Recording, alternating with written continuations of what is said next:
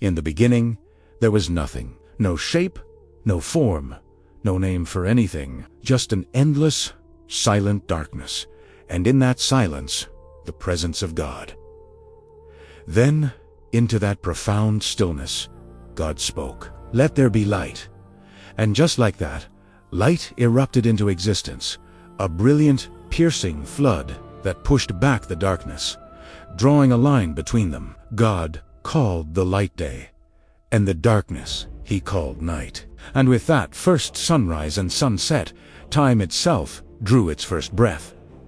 The first day was done. On the second day, God's voice echoed again. He commanded a great expanse to form, separating the waters. This expanse he called sky.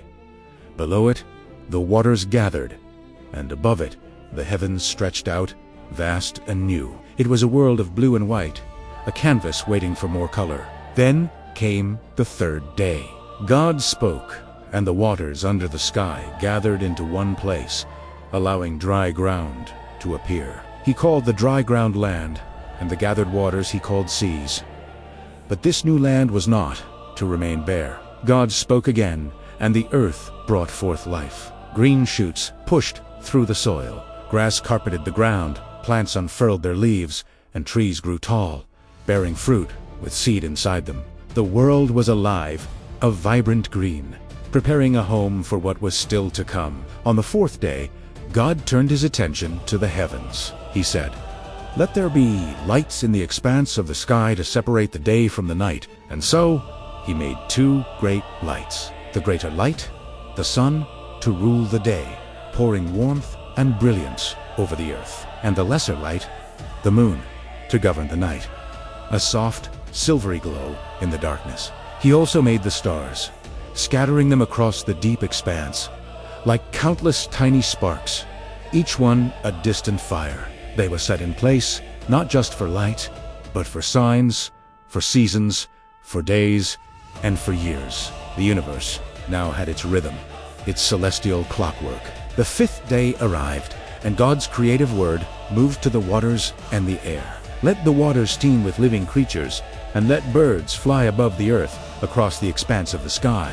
At his command, the seas came alive. Great sea creatures and every kind of fish began to swarm and dart through the depths. The oceans, once quiet, were now filled with movement and life. At the same time, the skies were filled with the sound of wings. Birds of every shape and color took flight, soaring, gliding, and singing in the air. God blessed them, saying, "Be fruitful and multiply and fill the waters in the seas, and let birds multiply on the earth." Life was now abundant, unrestrained, filling every corner of the new world. Then came the sixth day, a day of crowning creation. God said, "Let the land produce living creatures according to their kinds. The livestock, the creatures that move along the ground, and the wild animals, and it was so. Animals of all kinds began to roam the earth, majestic beasts in the forests, gentle livestock in the fields, and tiny creatures crawling upon the ground. The land was now as full of life as the sea and the sky. But the masterpiece was yet to come. With the world teeming with life, God said, "Let us make mankind in our image, in our likeness."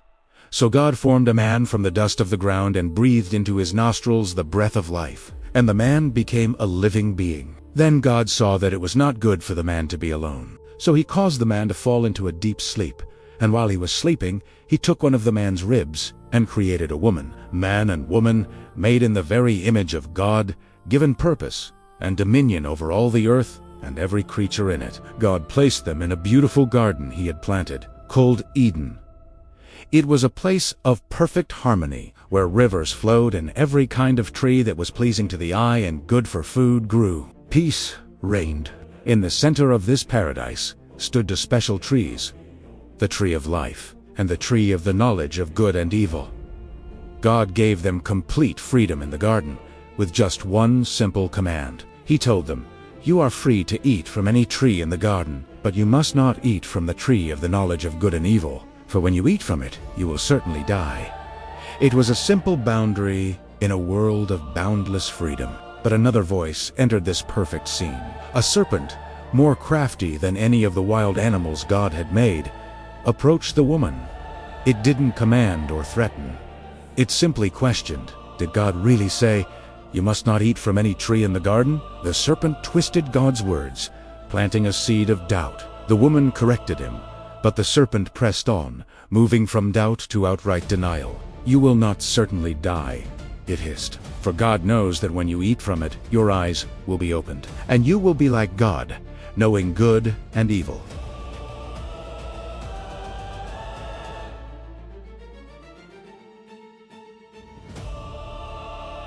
The woman looked at the tree.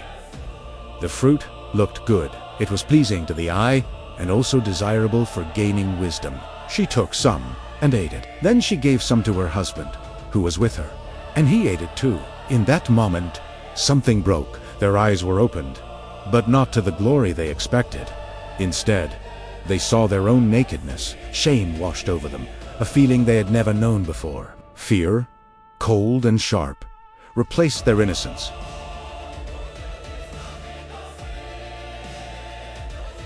They hid. The perfect harmony between Creator and creation was shattered. God called out to them, "Where are you?" He already knew, but he wanted them to confess. He confronted them about their disobedience. The man blamed the woman blamed the serpent. No one took responsibility, and so judgment followed.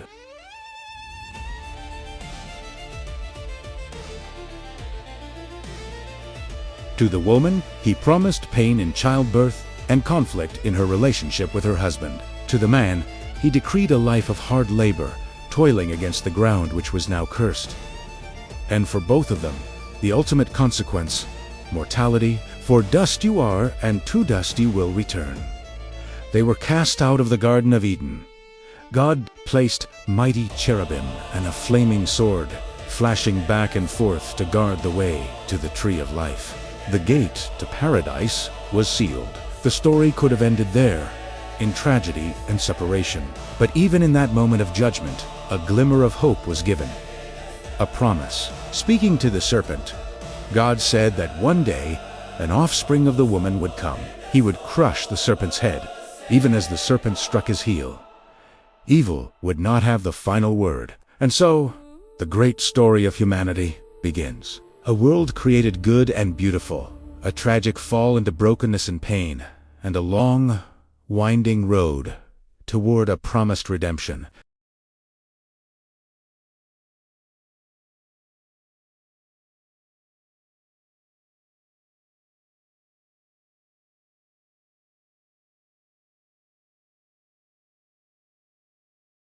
In the ancient world, a shadow had fallen across the face of the earth. Humanity, created for purpose and relationship, had turned its back on its creator. The world was filled with corruption and violence, a deep and pervasive brokenness that stained every corner of society. People lived for themselves, their hearts growing colder and harder with each passing day. The very fabric of creation seemed to groan under the weight of this rebellion.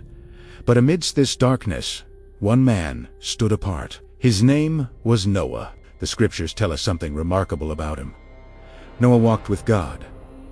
This wasn't just a casual stroll. It was a life of devotion, a daily choice to live in alignment with the divine will, to listen for God's voice in a world that had gone deaf. He was a righteous man, blameless among the people of his time. His life was a quiet protest against the chaos surrounding him, a testament to a different way of living. Because of this unique relationship, God spoke to Noah.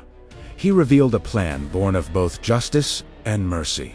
The world, stained by its own choices, was to be judged. A great flood was coming, a cataclysmic event that would wash the earth clean, a reset for creation. It was a terrifying and sorrowful decree, a consequence of humanity's persistent turn away from goodness.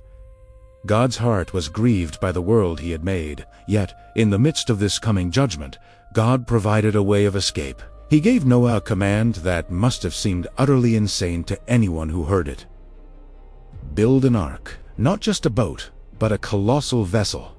A floating sanctuary made of gopher wood. Its dimensions were staggering: 450 feet long, 75 feet wide, and 45 feet high. It was to have 3 decks, rooms within, and a single door in its side. The entire structure was to be sealed inside and out with pitch, making it watertight against the coming deluge. This was a test of radical faith. Noah lived in a world that likely had never seen such a thing. He was being asked to invest years, perhaps decades of his life, his resources and his reputation, into building a massive ship on dry land, all based on a word from God about a flood that had not yet begun. Can you imagine the ridicule, the whispers, and the laughter from his neighbors? Look at old Noah, building a boat in the middle of nowhere. Has he lost his mind? But Noah didn't waver. He obeyed. He did everything just as God commanded him. As the ark neared completion, the instructions became even more specific.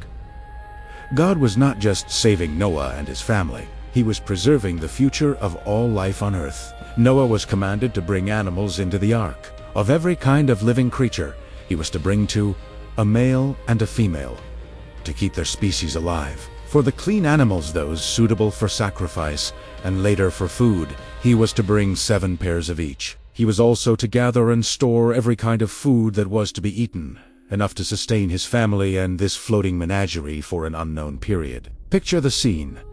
A procession of creatures, great and small, guided not by human hands, but by a divine impulse, making their way toward the ark. Lions and lambs, bears and birds, reptiles and insects, all moving in an orderly, peaceful migration. It was a miracle before the main event, a sign that God's hand was truly in this.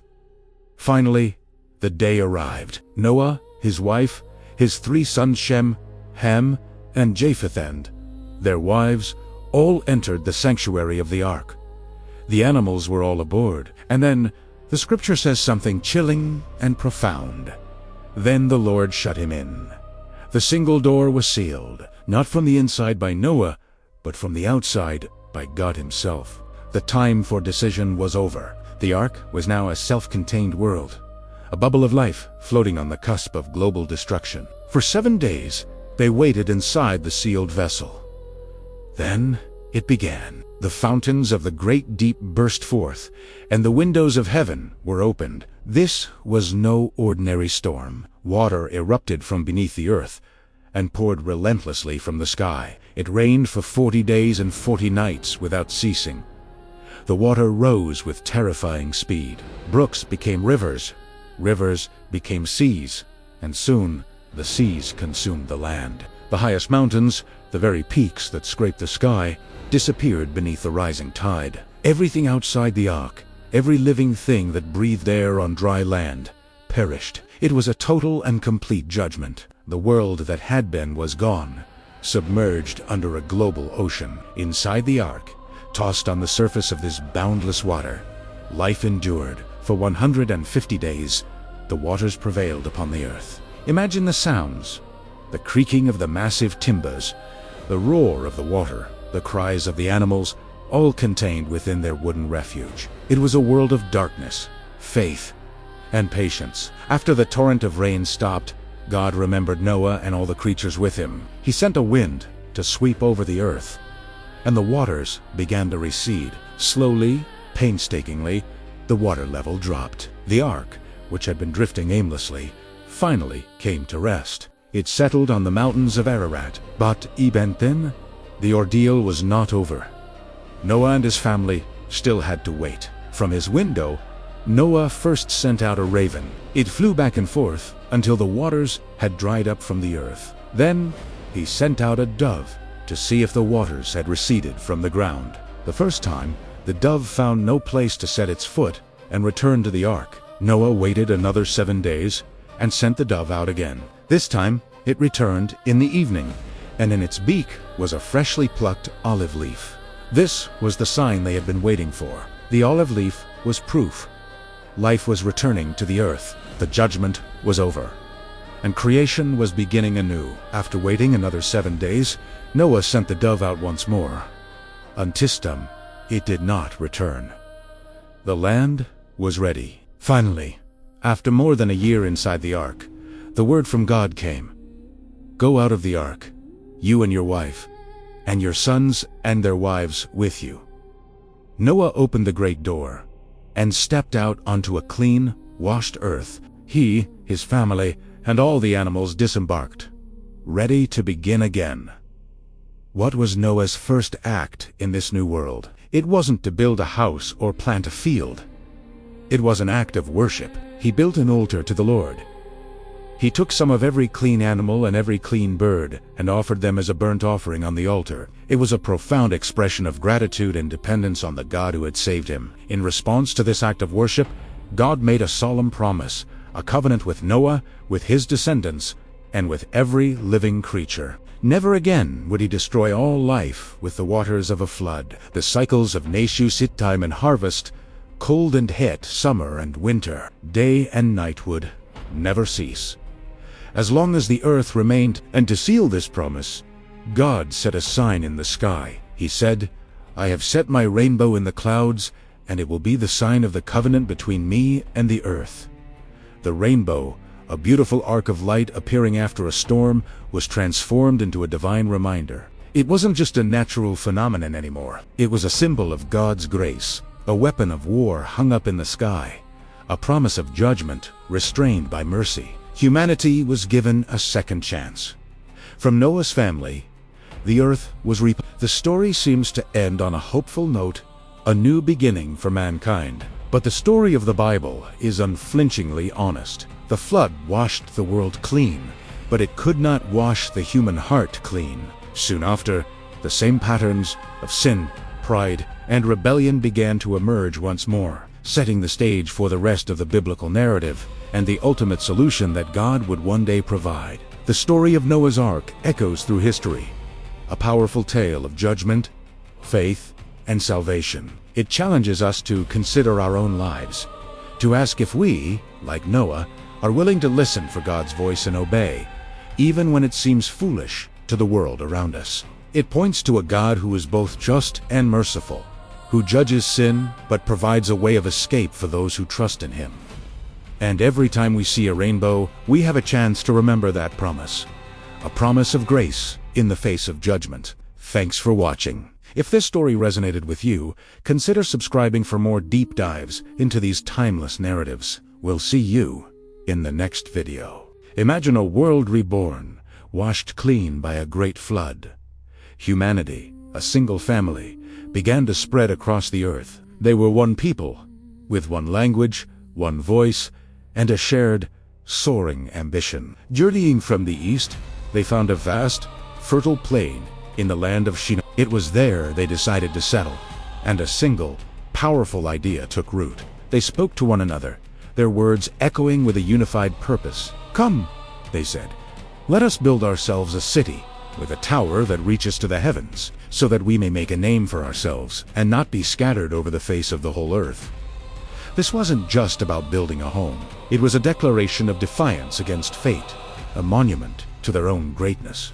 Innovation fueled their ambition. They learned to bake bricks until they were hard as stone, and they used bitumen, a sticky tar, for more. With these new materials, their city began to rise, a testament to human ingenuity. And at its heart, the tower grew, layer by layer, climbing ever upward. It was a symbol of their unity, their strength, and their desire to touch the divine, to control their own destiny. The project became the singular focus of their civilization.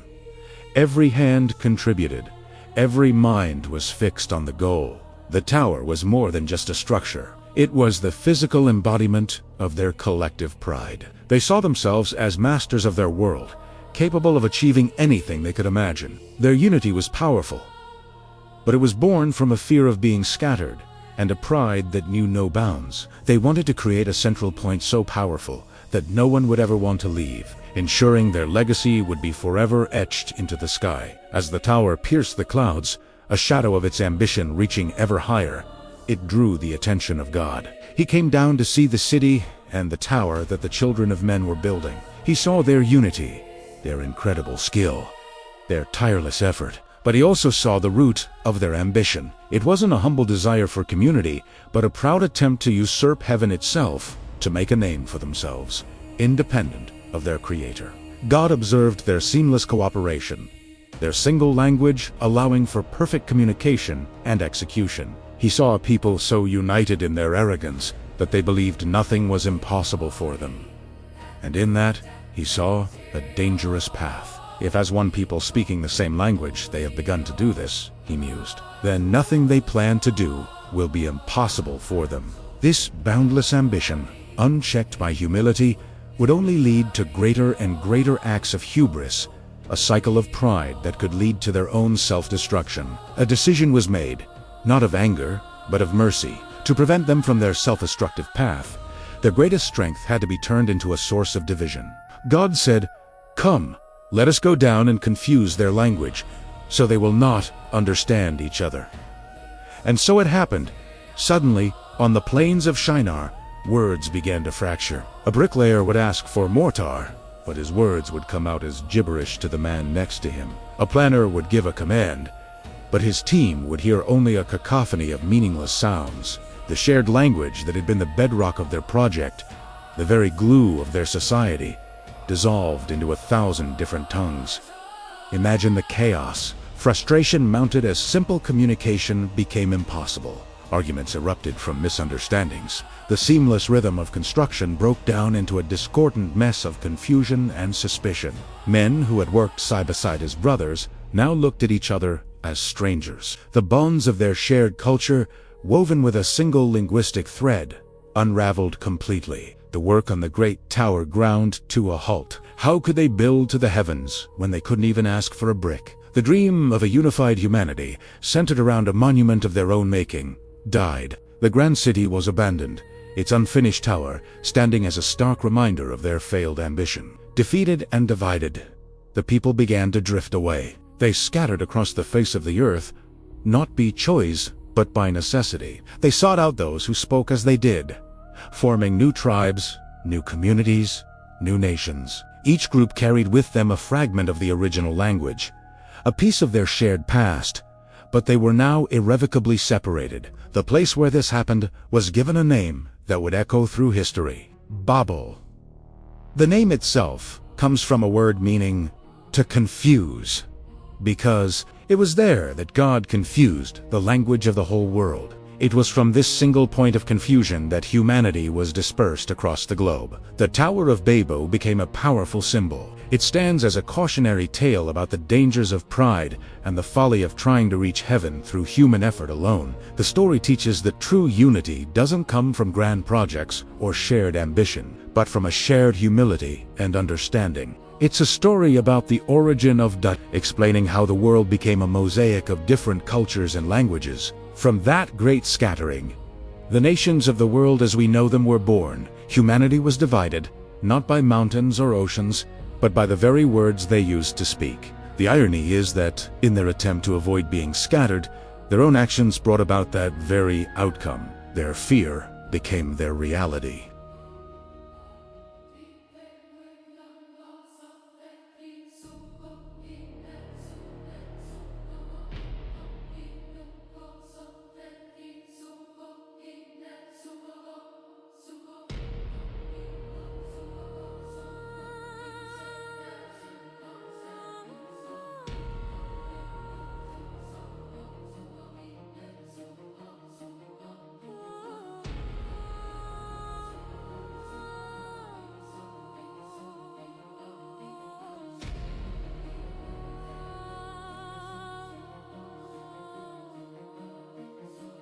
In a world of scattered nations and forgotten gods, a single voice cut through the noise, calling out to one man. His name was Abram, a man living in the city of Ur. This call wasn't just an invitation. It was a divine command that would reshape his entire world. God told him, "Leave your land, your people, and your father's house, and go to a land that I will show you." Imagine the weight of those words. To leave behind everything you've ever known, your home, your family, your culture, and set out for a destination that's completely unknown. It's a journey into the void, a leap of faith into total uncertainty. But this command came with an extraordinary promise. God said, "I will make you into a great nation, and I will bless you. I will make your name great, and you will be a blessing. I will bless those who bless you, and whoever curses you, I will curse. And all peoples on earth will be blessed through you.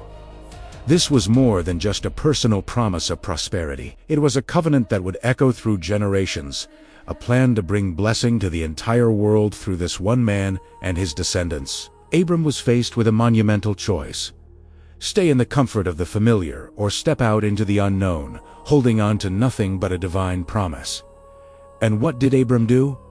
He believed. He packed his belongings, gathered his wife Sarai, and his nephew Lot, and Eobejed. He left Ur and began the long, arduous journey toward a place he had never seen. Guided only by the voice of God, their journey led them to the land of Canaan, a land flowing with milk and honey, but also a land inhabited by other peoples. Here, Abram lived as a foreigner, a sojourner in the very land that had been promised to him. He built altars to the Lord, marking his path with acts of worship, a constant reminder of the covenant that drove him forward. Yet, as the years stretched into decades, a shadow of doubt began to creep in. The core of God's promise was that Abram would become a great nation, yet he and his wife Sarai were childless. Sarai was barren, and they were both growing old. How could a great nation rise from a man with no heir? The promise of descendants as numerous as the stars in the sky and as countless as the sand on the seashore must have seemed like a cruel joke. The waiting was immense, a silent test of endurance. Every sunrise brought the same reality: an empty tent, a barren womb. The promise felt distant, almost impossible. It's in this place of prolonged waiting that faith is often forged or fractured. The human heart longs for certainty, for a tangible sign that the promise is still alive. And it was in this climate of doubt that a very human plan was devised.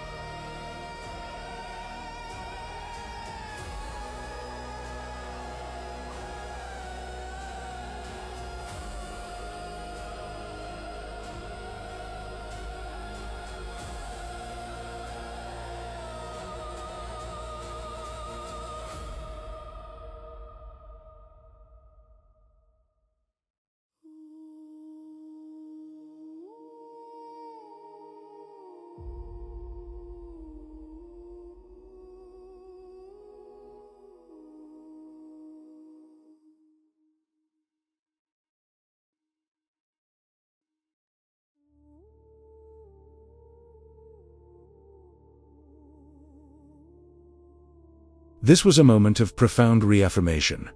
God declared, "I am God Almighty. Walk before me faithfully and be blameless."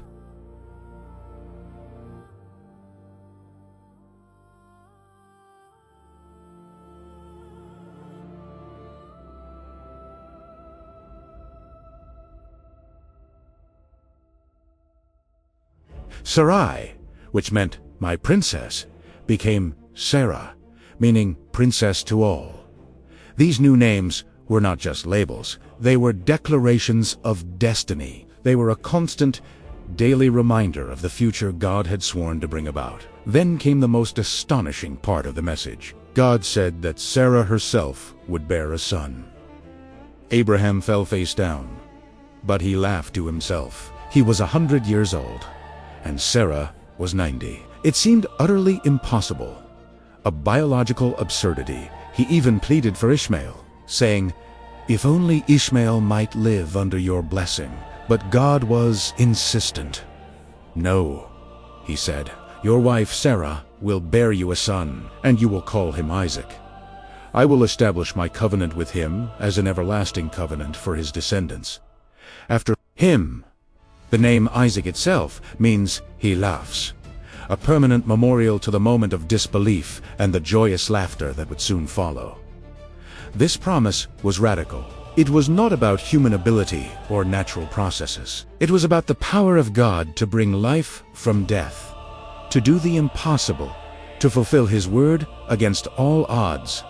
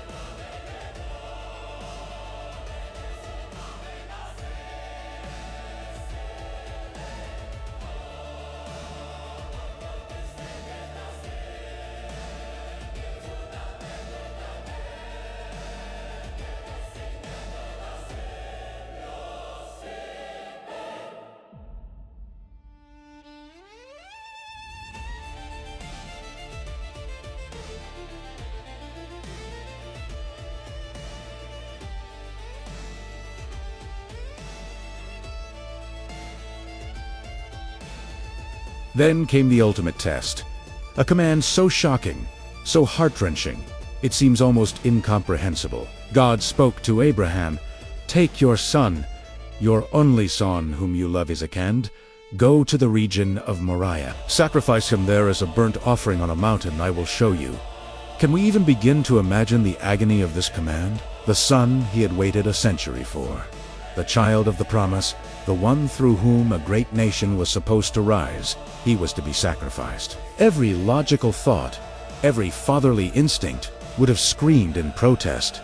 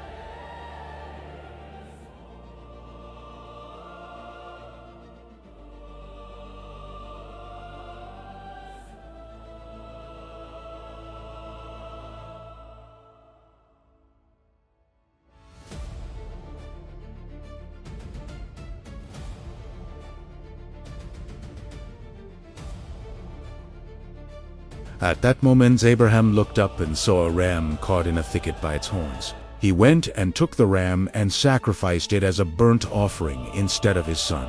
Abraham called that place, "The Lord Will Provide." This event was the pinnacle of Abraham's journey of faith. His willingness to obey, even in the face of an unthinkable command, demonstrated a level of trust that was extraordinary. Because of this, God reaffirmed His covenant with an unbreakable oath. He said, "I swear by myself that because you have done this and have not withheld your son, your only son, I will surely bless you and make your descendants as numerous as the stars in the sky. And through your offspring all nations on earth will be blessed, because you have obeyed me." Abraham's faith was counted to him as righteousness. He had proven that he loved and trusted God above all else. From Tisman, a man of imperfect but profound faith, a people would rise.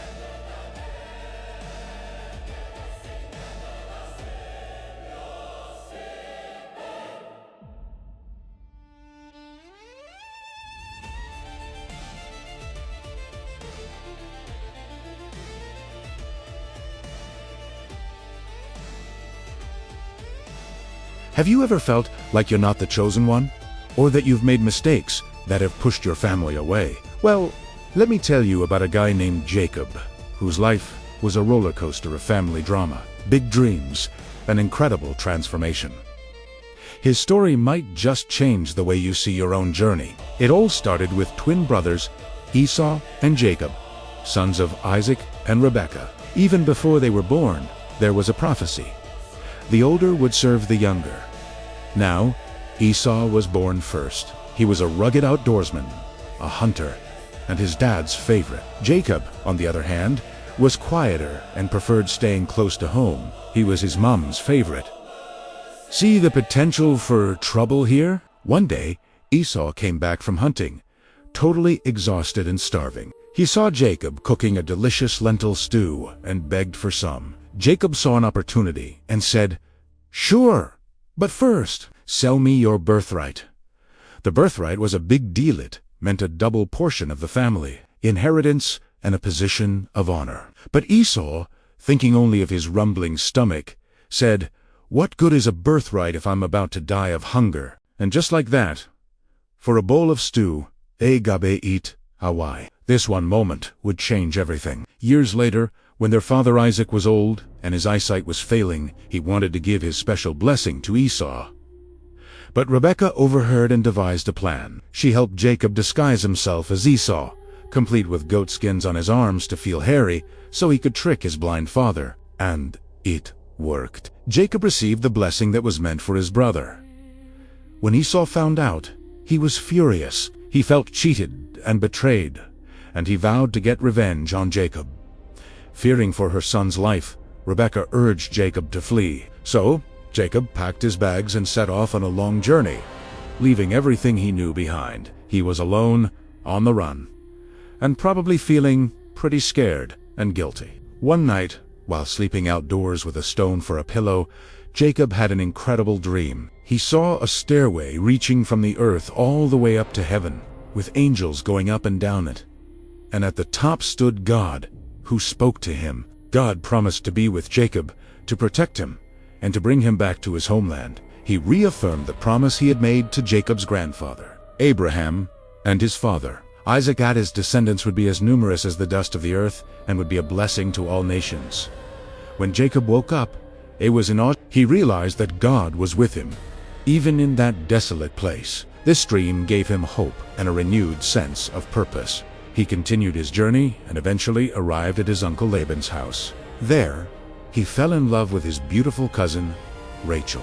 He agreed to work for Laban for 7 years to marry her. But on the wedding night, Laban tricked him, giving him his older daughter, Leah, instead. Jacob was heartbroken, but he agreed to work another 7 years to finally marry Rachel, the woman he truly loved. Over the next 2 decades, Jacob's family grew. Through Leah, Rachel, and their 2 maids, he became the father of 12 sons, the future heads of the 12 tribes of Israel. During this time, Jacob also became a skilled shepherd and grew very wealthy. After 20 long years, God told Jacob it was time to go home. The thought of facing Esau again was terrifying. He was still afraid of his brother's anger. As he neared his homeland, he sent messengers ahead with gifts for Esau, hoping to soften his heart. The night before their meeting, Jacob wrestled with a mysterious man until daybreak. In the end, the man blessed him and gave him a new name, Israel, which means he struggles with God. This encounter changed him, leaving him with a limp, but also with a divine blessing. The next day, the moment of truth arrived. Jacob saw Esau coming with 400 men. He bowed down low, preparing for the worst. But instead of anger, Esau ran to him, threw his arms around him, and they both wept. The brothers were finally reconciled. All the years of bitterness and fear melted away in that one powerful moment of forgiveness. Jacob, now named Israel, settled back in the land of his ancestors. His life shows us that God can use anyone, even someone who schemes and makes mistakes. It's a story about family conflict, personal growth, and the amazing power of forgiveness. It reminds us that no matter how far we run or what messes we make, it's never too late for a new beginning and reconciliation.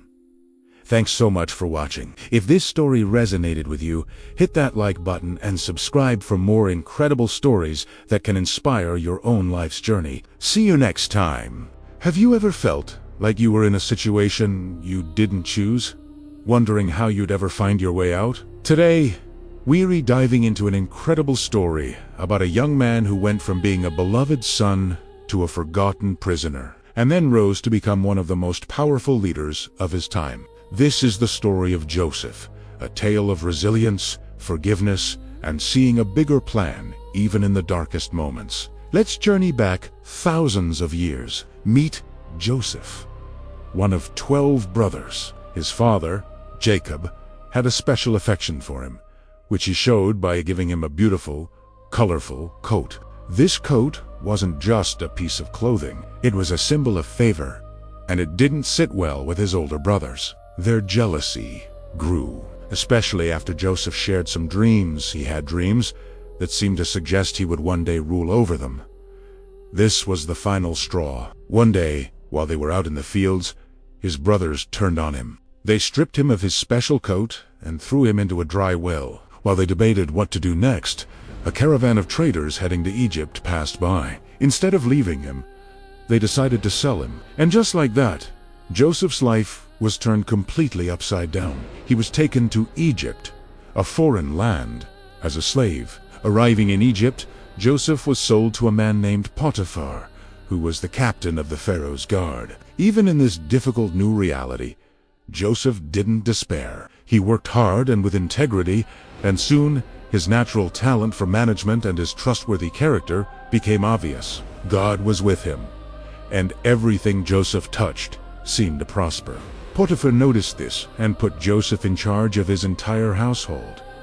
For a while, things looked up, but another challenge was just around the corner. Potiphar's wife took an interest in Joseph, and when he refused her advances, she falsely accused him of a terrible crime. Without a fair trial, Joseph was thrown into prison. Back to square one. It seemed like every time he started to find his footing, the ground crumbled beneath him. In prison, Joseph could have become bitter and angry, but again, he chose a different path. He remained faithful and continued to use his gifts to help others. The prison wardens saw his capabilities and soon put him in charge of all the other prisoners. While there, he met two of Pharaoh's former servants, the chief baker and the chief cupbearer. Both had strange dreams they couldn't understand. With God's help, Joseph interpreted their dreams. He told the cupbearer he would be restored to his position, and the baker that he would not. Everything happened exactly as Joseph had predicted. He asked the cupbearer to remember him to Pharaoh, but once freed, the cupbearer forgot all about the young man in prison. 2 more years passed. 2 more years of waiting in the dark. Forgotten, then, one night, Pharaoh himself had 2 disturbing dreams that no one in his kingdom could interpret. He dreamed of 7 fat cows being eaten by 7 thin cows, and 7 healthy heads of grain being devoured by 7 thin heads. His magicians and wise men were stumped. That's when the cupbearer finally remembered Joseph. Joseph was quickly brought from the prison to stand before Pharaoh. He listened to the dreams and, giving all credit to God, explained their meaning. There would be 7 years of great abundance in Egypt, followed by 7 years of severe famine that would ravage the land. But Joseph didn't just interpret the problem. He offered a solution. He advised Pharaoh to appoint a wise leader to collect and store grain during the plentiful years to prepare for the famine. Pharaoh was so impressed with Joseph's wisdom that he said, "Can we find anyone like this man? One in whom is the Spirit of God?" He appointed Joseph as the second most powerful man in all of Egypt, putting him in charge of the entire grain-saving project. Joseph, once a slave and a prisoner, was now a governor, wearing Pharaoh's ring and riding in a royal chariot. He managed the preparations perfectly, and when the famine hit, Egypt had enough food not only for its people but for surrounding nations as well. It was during this time that his own brothers, desperate for food, traveled to Egypt. They bowed before him, not recognizing the powerful Egyptian governor as the little brother they had sold so many years ago. This is where the story comes full circle. Joseph could have taken revenge. He had all the power, but instead, after testing his brothers to see if their hearts had changed, he revealed his identity. In an emotional reunion, he wept and embraced them. He told them not to be angry with themselves, saying, "It was not you who sent me here, but God. He sent me ahead of you to preserve life." He brought his entire family to Egypt, saving them from the famine and providing for them. What his brothers meant for evil, God had used for good to save countless lives. Joseph's journey teaches us that even when life takes unexpected and painful turns, there can be a purpose we can't yet see. It's a powerful reminder to hold on to hope, to act with integrity, and to trust that even the most difficult chapters can lead to a beautiful story of redemption. Thanks so much for watching. If this story inspired you, please hit that like button and subscribe for more content just like this. We'll see you in the next video. Hello everyone, and welcome back to our channel. Today, we're diving into a powerful story of wisdom, foresight, and compassion. It's about a man named Joseph whose journey in Egypt teaches us timeless lessons about leadership and turning challenges into opportunities for growth and community. After interpreting the Pharaoh's dreams of abundance followed by scarcity, Joseph was placed in a position of great authority. He didn't just sit back and enjoy his new status. He immediately got to work. With incredible wisdom and careful planning, he began preparing for the difficult years ahead. During the 7 years of plenty, Joseph organized a massive effort to collect and store grain from all over Egypt. He established storehouses and managed the surplus with such efficiency that it seemed almost limitless. This wasn't just about hoarding resources. It was a strategic plan to ensure the nation's survival. He understood that true leadership is about preparing for the future, not just managing the present. When the 7 years of shortage finally arrived, as predicted, the situation was dire. Famine gripped the land, and not just Egypt, but all the surrounding regions as well. People were desperate, with no food to eat and no way to provide for their families. But thanks to Joseph's foresight, Egypt was prepared. He opened the storehouses and began distributing the grain. His system was organized and fair, ensuring that everyone had access to the food they needed. He wasn't just a manager, he was a lifeline for an entire civilization.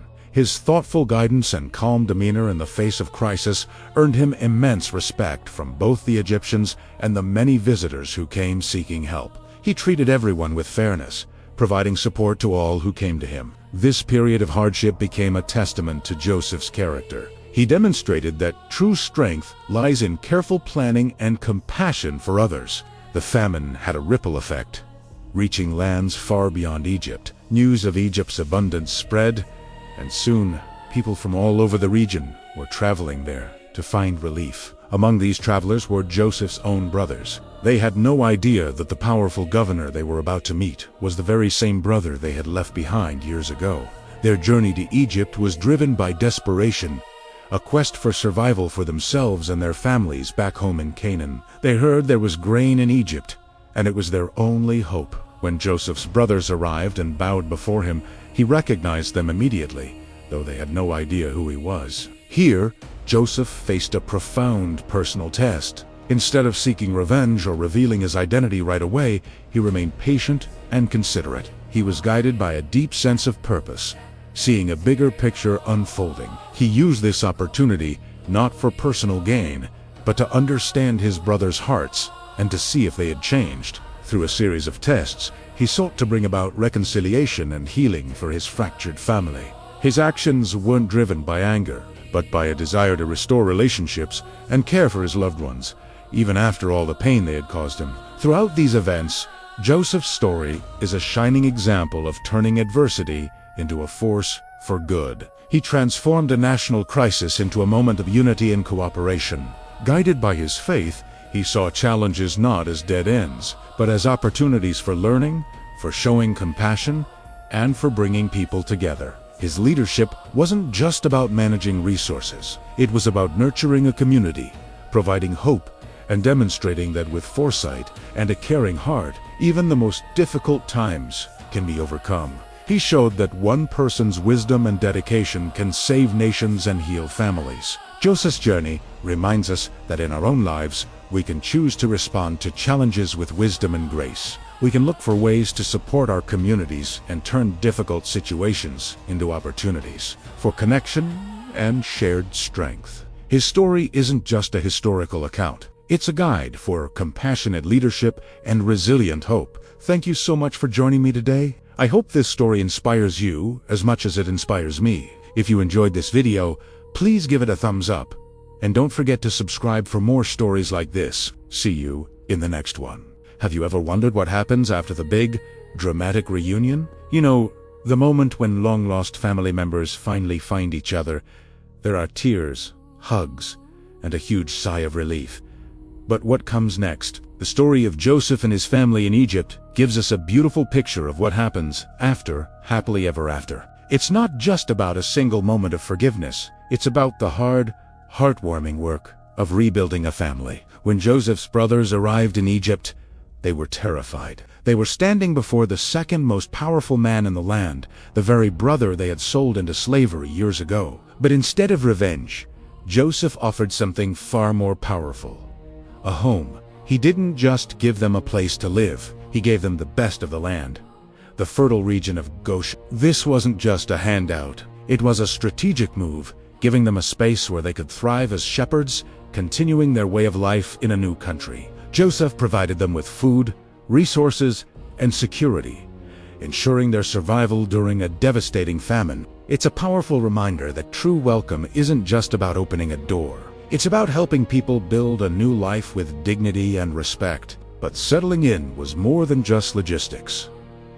The real healing had to happen on the inside. Imagine the conversations that took place in Goshen, the awkward silences, the hesitant questions, the flood of memories, both good and bad. Joseph didn't just ignore the past. He faced it with his brothers. Through honest conversations, they worked through the jealousy and betrayal that had torn them apart. It wasn't about placing blame, but about reaching a place of mutual understanding. Joseph helped them see the bigger picture, how their terrible act had been turned into a means of salvation for the entire family. This process of reconciliation wasn't quick or easy. It required patience, humility, and a genuine desire to mend broken bonds. It shows us that true family unity is built on a foundation of open communication and forgiveness. Think about the lessons Joseph shared. He had been through unimaginable trials, betrayal, false accusations, imprisonment. Yet, he emerged not bitter, but wise.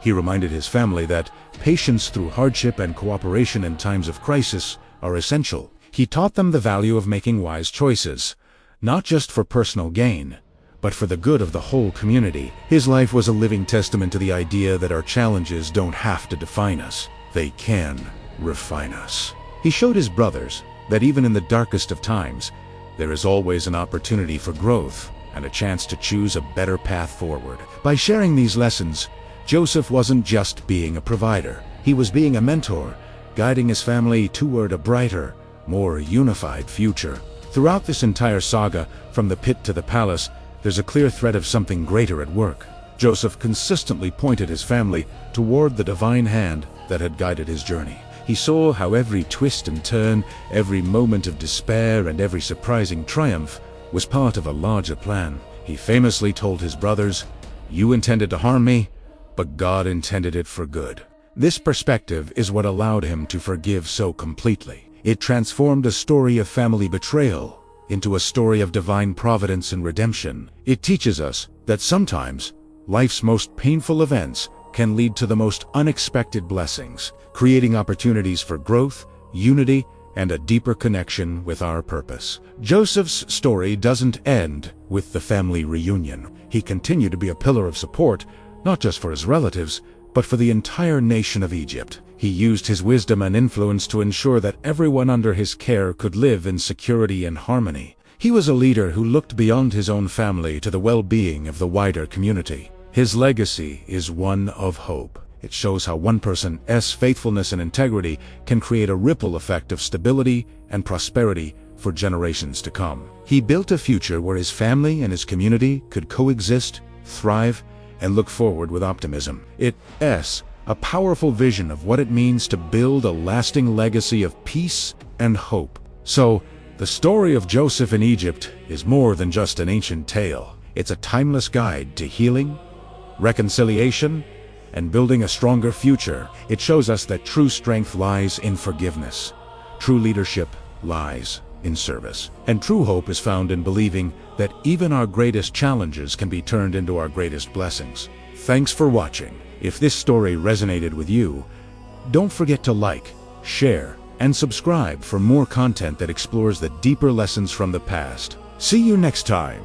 In a time long past, the world was a very different place. It was a world brimming with life, yet shadowed by corruption and chaos. Humanity had lost its way, straying far from the path of goodness. Greed, violence, and deceit had become the common tongue, and the very earth seemed to sigh under the weight of it all.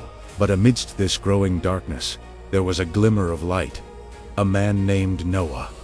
He was righteous, a man of integrity, who walked humbly with God when so many others had turned their backs. God saw the deep-seated wickedness that had consumed humanity and felt a profound sorrow. A decision was made, a painful but necessary one, to wash the world clean and begin anew.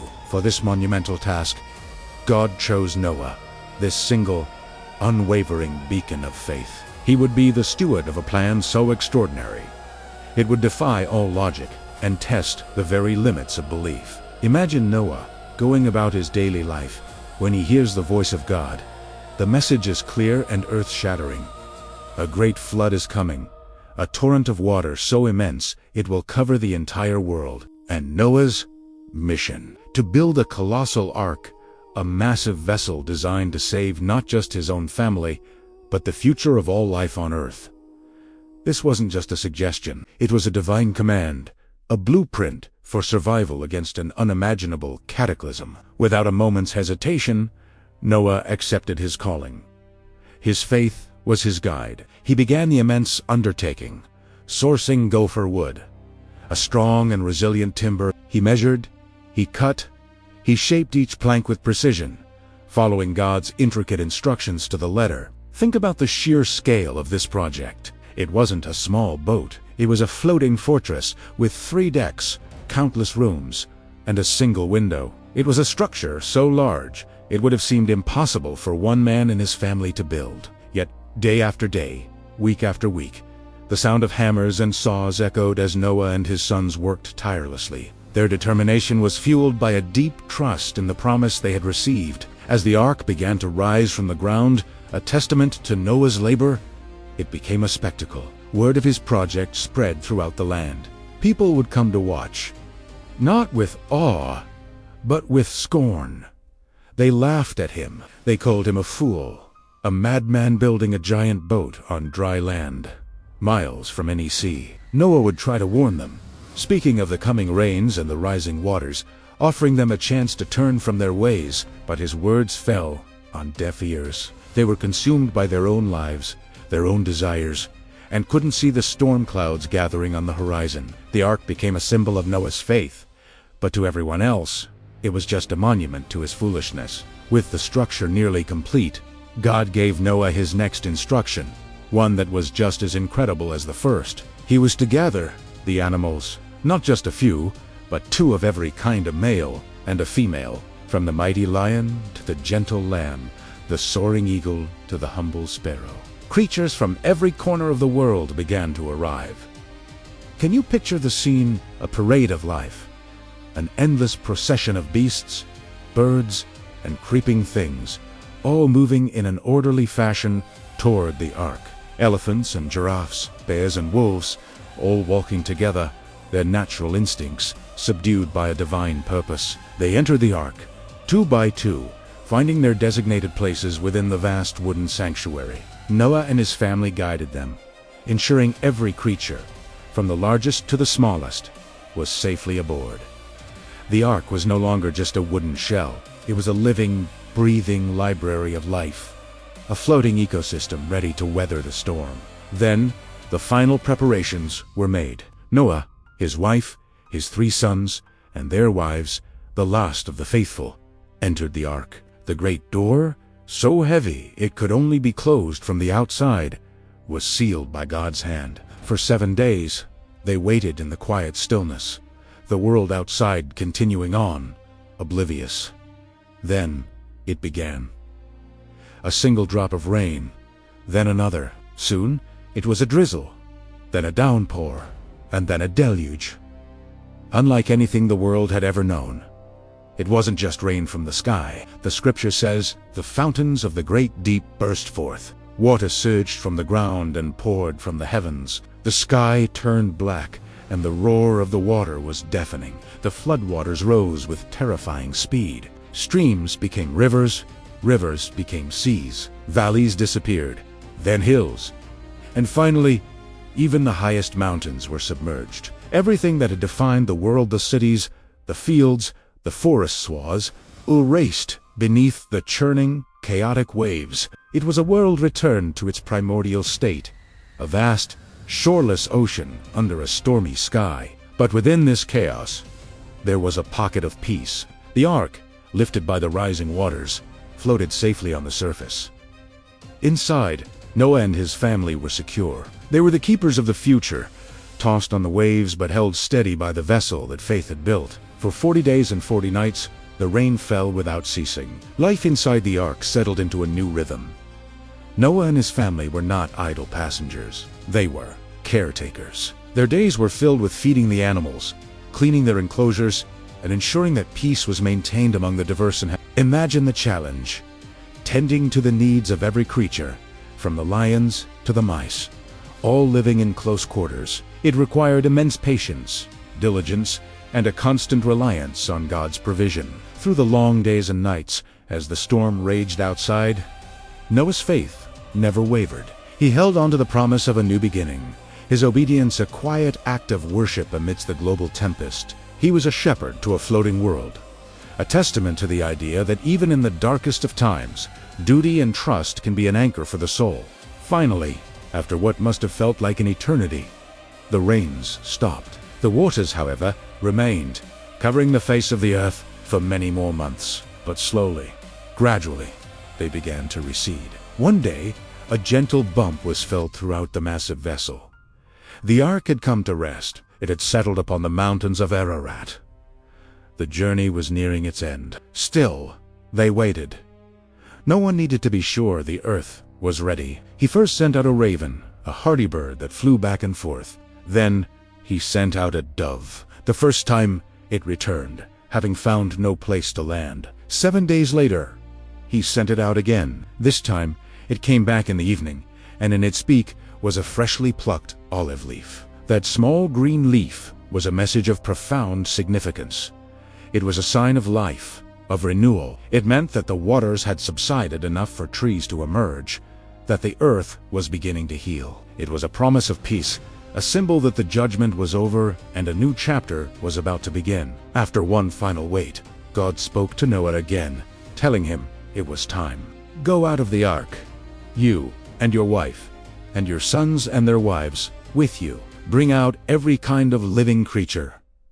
The great door was opened, and for the first time in over a year, they felt the warmth of the sun and breathed in the fresh, clean air of a reborn world. Noah, his family, and all the animals stepped out onto dry land. They were the sole inheritors of a cleansed and quiet earth. The first thing Noah did was build an altar. He gave thanks to God, an offering of profound gratitude for their preservation, for the fulfillment of the promise, and for the chance at a new beginning. In response, God made a covenant, a sacred promise not just to Noah, but to all of humanity and every living creature for all generations to come. He set a rainbow in the clouds as a sign of this covenant, a beautiful, colorful arc in the sky, a reminder that he would never again destroy the earth with a flood. The story of Noah and the ark is more than just an ancient tale of a great flood. It's a powerful saga of faith, obedience, and the incredible resilience of life. It shows us that even when faced with what seems like insurmountable odds and total destruction, one person's steadfast trust can make a world of difference. It reminds us that storms will pass, waters will recede, and new beginnings are always possible. The olive branch and the rainbow remain timeless symbols of hope and promise, assuring us that even after the darkest night, a new dawn will always break. Thank you for joining me on this incredible journey back in time. If you found this story as moving as I do, please Please hit that like button and subscribe for more tales that have shaped our world. Let me know in the comments what part of Noah's story resonates with you the most. Until next time, stay curious and keep exploring the stories that connect us all.